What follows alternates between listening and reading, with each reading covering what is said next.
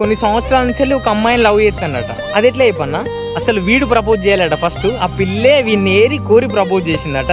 సరే ఈ లవ్లో కొన్ని రోజులు ఎంజాయ్ చేసిండు అబ్బాయి. పెళ్లి వరకు వచ్చే వరకు మా అమ్మ నాన్న ఒప్పుకుంటలేరు, నేను నిన్ను చేసుకోను, వాళ్ళు ఒప్పుకుంటే చేసుకుంటా అంటే అందట. వాడు దూరపోవడం కాదు, వాడు దీనికి వరస అవుతారట ఒక అందు నుంచి చూస్తే.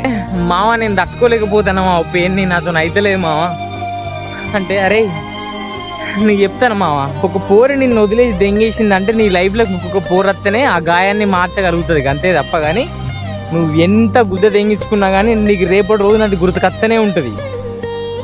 అర్థమవుతుందా? ఒక దెబ్బ తాకిందంటే దానికి మంది ఇట్లా రాయాలని చూడాలరా, అంతేగాని ఆ దెబ్బ అట్లే ఉండి నీ మానకున్న మంచిది అని చూడద్దు. నీ చేతిని వదిలేసిన దాన్ని నీ మనసులో నుంచి కూడా వదిలేయి. అర్థమైందా? మనసులో పెట్టుకొని పూజ చేయాల్సిన అవసరం లేదు, వదిలి దెంగు మావ. నువ్వేదైనా మనసు పెట్టి ఆలోచించకు మావ, నీ మైండ్ పెట్టి ఆలోచించు. మనసు ఏదైనా కానీ కావాలనిపిస్తుంది, నీ మైండే చెప్తుంది ఇది నీకు కావన్నా నీకు అద్దా అనే ముచ్చట. సరేనా? గట్టిగా ఆలోచించకు మావ. తిప్పి కొడితే నీకు 6 నెలలు బాధ అనిపిస్తుంది కావచ్చు, ఆ తర్వాత లవ్ దీనికోసం మనం బాధపడ్డది అనిపిస్తుంది.